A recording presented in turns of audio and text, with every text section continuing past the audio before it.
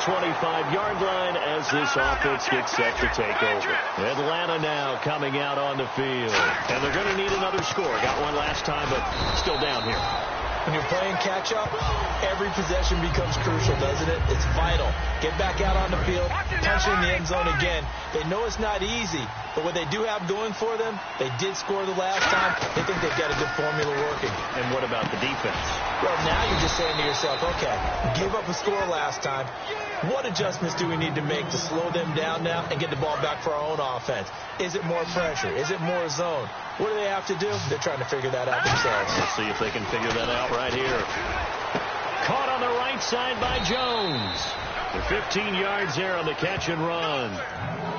I like that one, partner. They go back-to-back with excellent gains. And really, it shouldn't be a surprise who they were throwing the ball to. He's their best guy. Yeah, we knew that they would get him involved early. They're doubling down on getting him involved early. Don't be surprised they'll come right back to him again. They haven't shown the propensity to be able to stop him. See if they stay on the ground for second down. Frustrating for a defense, energizing for an offense. Finding a way to create that type of yardage in your running game, that'll make the guys carrying the ball very, very happy. And they're able to get this one past the 30 down to the 25. And now the passing game here in the second quarter starting to heat up a little bit. Don't you feel the rhythm starting to happen, right? You see it. Now the confidence is starting to rise. I think now as a play caller, because that has happened, you lean on it a little bit more. You don't go totally away from running the football, but you do say, guess what? We can throw it. We can throw it well with a whole lot of confidence. Unnecessary roughness. Defense. So they're operating in the red zone.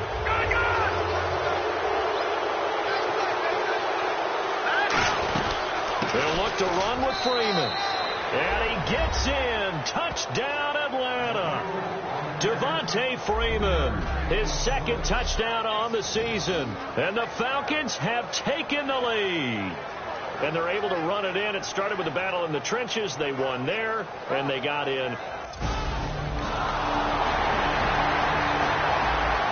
So the football will be at the 25-yard line as this offense gets set to take over. Atlanta now coming out on the field. And they're hoping to capture some of that magic they had last time out when they were able to put together a scoring drive. But they're still down here, Charles. Not the major concern, though, because of what you talked about. They scored the last time out. They feel good about themselves. They feel like their game plan is now in effect. They know how to attack and what plays they want to put together. But they've got to keep it moving in the right direction because, as you did note, they are down on the scoreboard. He completes it to Jones. They give him 14 yards that time and a fresh set of downs. Well, coaches always talk about finding balance on offense. I don't think you get much more balance than this. Big-time run, big-time pass. A 1-2 combination. Looked pretty good. How about that? Let's see if they can continue to take that kind of a punch, though. Levine Torlolo, the tight end, is intended target. And that'll bring up second down. Not too many things get to a quarterback of this magnitude, but I think it's safe to say that pressure can get to any quarterback. Now, he's obviously a great franchise quarterback, but felt the pressure, threw it incomplete. It's a gain of 7, and that'll make it third down. And we have to give credit to him for buying time and extending the play. But, you know, there's some really upset defenders on that one. They thought that they had him. Instead, he was coated in Teflon and got away. And he's going to have the first down yardage as he's down at about the 30-yard line. So here we go, 1st and 10 now. And fits the exact right word. Over the middle, there's almost always traffic. So anytime you're a receiver in that area, you're not just focused on catching the football. You're wondering where the collision's going to come from, right? Because there's almost always someone there able to concentrate, catch it, and even added a little extra at the end with a short run. He'll drop to throw. Looking left side, it's complete. He's got it. 6 yards is the pickup, and that'll lead to a third down. He had time, was able to survey the field and find a soft spot in that zone coverage. And that's where it gets difficult for a defender, Brandon. You go to your spots on the field that you have to cover, and when the offense finds an area that you're not in, that's where they throw the football. It's a 9-yard gain, and it keeps the drive moving. And it looks like this will likely be the last play before we hit the 2-minute warning. Let's see if they can sneak one more good play in before the 2-minute signal. A reminder coming up here at halftime. We'll ship you off to Orlando. Larry Ridley will have first half highlights and analysis. LR, plenty to show in this one. Going to be a busy man at intermission. The best defensive linemen, they play with great leverage so they can get low and not get bowled over by offensive linemen. They have excellent hands. They can throw people off on a play. We just saw a great example of a really good run stop by a guy playing the defensive tackle position. Well, the strategy was evident there. Get it to your tight end and make it a one-on-one play with a cornerback. Who's usually going to win that one? The tight end, but not there. Not in this situation. How about the corner defeating that logic and making a really nice tackle? He was trying to hit Taylor Gabriel that time. And it's 4th and 4. We know it's not an easy job to go out and catch passes when people are trying to tackle you and knock the ball away. But the bottom line is, that's a pass he's got to have and a pass he should have caught. And Charles, they get the field goal. Took him a dozen plays, though. Work with me on this one. You know what I'm about to say, right? Bend but don't break. That's what came into play here for the defense. 12 plays.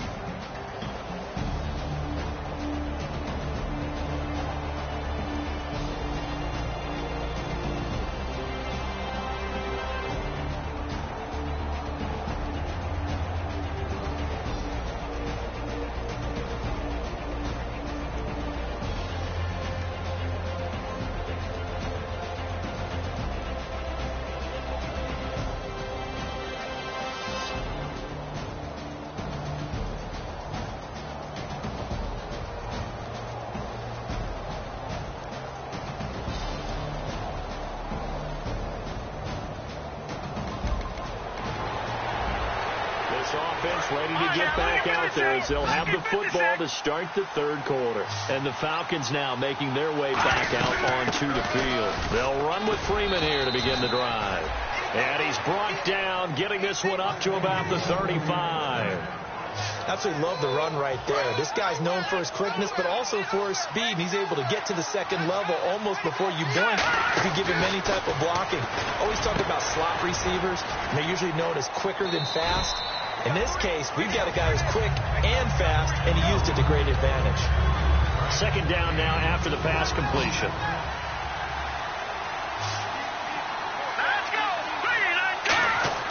They'll set up a throw. Throwing left side here, and it's complete. And he'll go down right around the 47 this time. It's an 8-yard pickup and leads to a new set of downs. Now the offense lining up 1st and 10. Some think that teams really won't throw a slant route unless you have a receiver that has a lot of stature to him. But sometimes the little guys, they get lost in there. People can't really locate them, and they run that quick cut on the slant, and oftentimes they can turn into big plays. Well, so many times we look at a short run and we praise the offense for trying to set the tempo and establish things, but the defensive guys, hey, they just won the battle there. It wasn't a big run given up. They don't always have to absorb the body blows. Sometimes they dish them out themselves. Remember how much we enjoyed watching him last week? It's the same thing this week. Look at those numbers. I'd hate to be a defender right now because no matter what they're throwing at him in terms of coverages, he's finding ways to defeat it. And even when he's covered, he's not covered. Hey, what is he doing? What's that term they use? He's uncovering and making big catches. Really fun to watch. Seeing that play and understanding just how tough it is to cover tight ends, especially the ones running around the NFL nowadays. Makes me glad I didn't make it in that league. I would have had a really difficult time. But now you get to sit up here with me. Yeah, and that's fun, isn't it? And what a really nice game right there on first down for them. Brings up a nice second down for them. Second and inches is oftentimes an invitation for the offense coordinator to take a big shot downfield because he feels like he can come back on third down and pick up the first down. But sometimes you just don't want to break tendency. Stay with what you are, stay with who you know, and go get the first down. That's exactly what they did. And on the outside, they're playing press coverage. Well, he did a nice job keeping his eyes downfield, waiting for someone to get open. But once the pressure forced his eyes down to see the rush, it was time to make a break for it. It's a gain of a couple, and it'll be second and goal. Well, after last week, where he kept finding the end zone, what do you have, 2 touchdown runs? Yep. He's got to be just a tad frustrated here. Close, but he hasn't gotten in. Maybe they give him another shot. And he will take it in for a Falcon touchdown. Devontae Freeman, his second touchdown of the game, his third on the year. And the Falcons have broken our tie. He's given him a little jolt, just gave him the lead there, but two teams.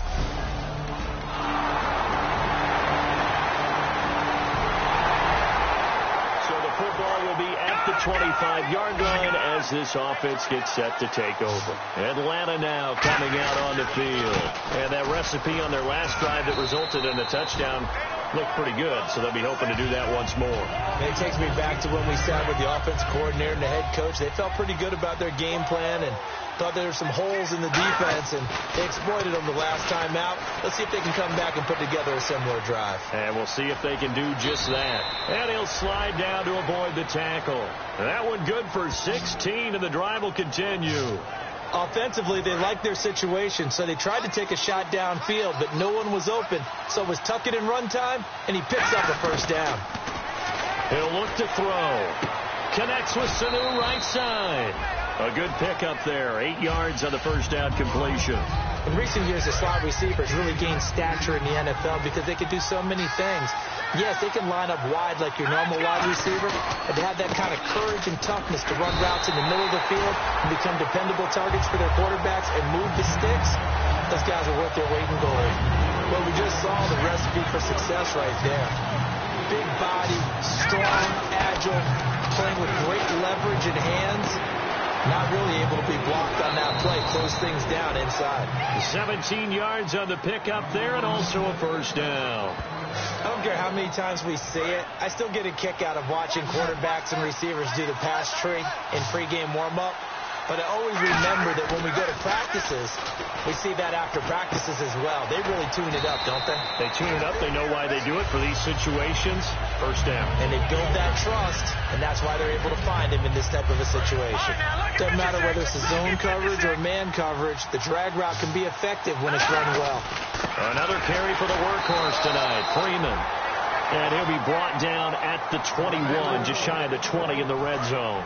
So the run gets them the first, and now they operate with a fresh set of downs. They know that old expression, it's not my night. It hasn't been his so far. I don't know if the legs are a little bit heavy. Sometimes having to hang out all day and play doesn't exactly play to your advantage, but it's been a tough go for him. And every time he looks up, somebody's there defensively. That was the same case on that play.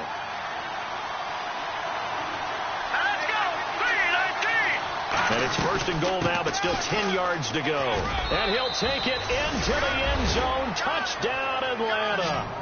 Devontae Freeman, his third touchdown of the game and fourth on the year. And the Falcons have broken our tie. He's got the hat trick now of rushing touchdowns. Also has his team the advantage. And we drop You into the start of this next possession. The score, 7-0. Atlanta now coming out on the field. And they were able to punch it in the end zone last time. They'll be looking to do that again here for the defense. Obviously, they'll be looking to stop them from punching it back in the end zone. It always is punch-counter-punch, isn't it? And which team has the advantage? Well, let's just go back. Last time on offense, they rolled downfield, got into a good rhythm. You see a little more bounce in and out of the huddle. You can see the sideline really get into the game. So defensively, you're thinking to yourself, how do we take that away from them? How do we get the advantage back? Let's see what they come up with. I think pressure is always the first way to go. You love pressure. I love it. We'll see if they dial it up this drive. And now a first down following that long gain. Coaches really don't care from what position they get this, but run after the catch ability, rack ability is often the difference between winning and losing and changing field position. It'll go as a gain of 12, and it'll give the Falcons a first down. And that last reception puts him over 150 yards now on the game, Charles. And now it's not just execution. It's not just performance. It's a mental aspect that's going on. Because right now, he's got the defense so much on their heels, got them looking at each other. Who's going to cover this guy, and what type of coverage can we put out there to try and slow him down? They'll look to throw here. Dancing to his left. And escapes the sack. Able to get away. That's why he keeps the legs churning. And he slides to avoid the hit. It's a gain of 11 yards that time, and it produces a new set of downs. Red zone opportunity. Well, that was man coverage. So once he decides to run with the football, there's no one to account for him, and he turns it into a nice gain. Freeman. And he'll push his way up to about the 14. A gain of 3, second down. Partner, we know today's NFL is really built around the guy throwing the football. But these short runs, they still pay dividends because they can take their toll on a defense, and they can add up as the game goes along.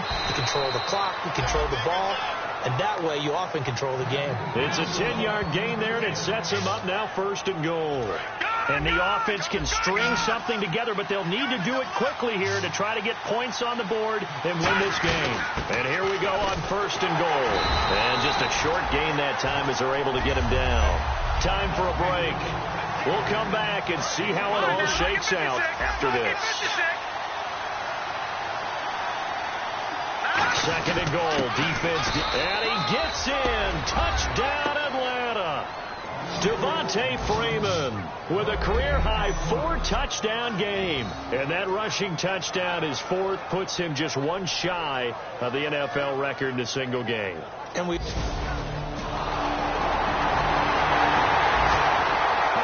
Interception. This offense will get another shot at it as they'll quickly head back onto the field. Looking to jam the receivers at the line here. Press coverage look defensively. Here we go. That one looks like he'll throw here. Steps away to his left. Oh, he's got a little daylight. A lot of scoring. There's no doubt about that in this one, Charles. Points, they were not at a premium. They were pretty easy to come by. They were, but it was fun, wasn't it? Because both teams finding ways to click. And you know people who love this game, they also love baseball games that are 14-11 with 3 or 4 home runs mixed in.